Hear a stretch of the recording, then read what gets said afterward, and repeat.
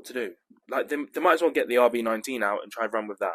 Finally, another race weekend is here. This weekend, we're out in Baku for the Azerbaijan Grand Prix. One team in particular will not be looking forward to this. Why, you might ask? Well, for simple reasons. This team has all of a sudden lost its straight line speed, and all of a sudden, ultra low tyre degradation has also gone woeful all of a sudden. And they're now struggling with balance? Any clues who it might be? Yes, Red Bull. I wonder what could have brought this on.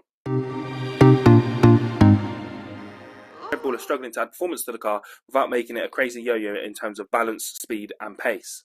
Interesting to see what happens in Baku. They're going to be adding some previous updates in the hope of trying to steady the ship. Have they got any other choice? No.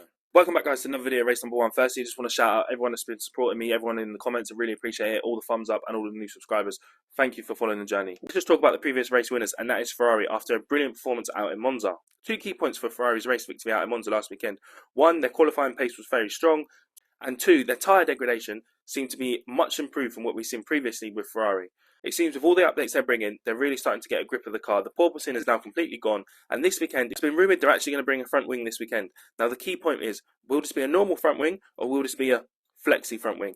If this is a flexi front wing, improve their top speed and also reduce their drag, we know this Ferrari will be incredibly fast. Now Lando Norris just needs to outscore Max by 8 points every single race between now and the end of the season, and he becomes champion. How can McLaren not mess this up? This could be great for the sport if Lando manages to become champion this year. Now McLaren have released details that they actually have a new updated floor to bring.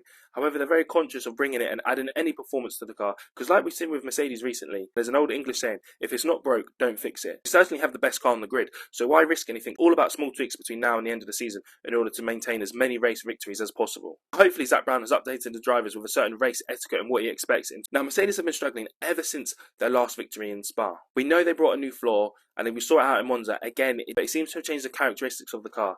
So it's been noted that the team from Brackley are bringing race-specific updates to the car this weekend.